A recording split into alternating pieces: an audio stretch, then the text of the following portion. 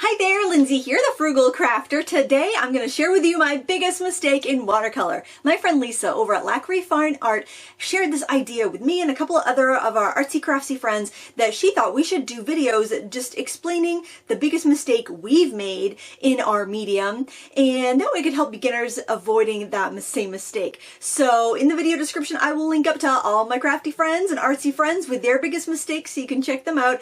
And now I'm going to tell you what my biggest mistake is in watercolor, and honestly, my biggest mistake that I make when I am painting in watercolor is failing to plan. And you may think that watercolors are all la-di-da, slap and paint around, not a care in the world, no planning, but really that's not the case.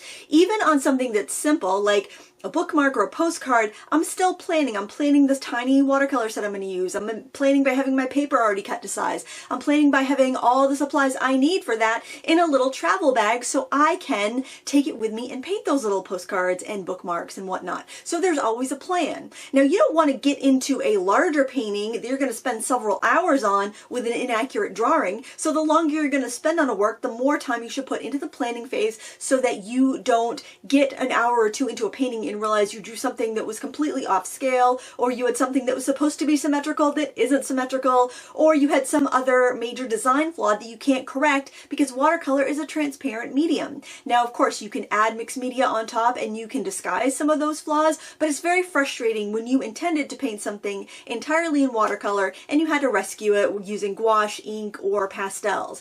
So make sure you put enough time into the planning so that you can execute the painting the way that you want to do it. It will give you so much more freedom in the long run, taking those few extra minutes at the beginning to have a solid plan.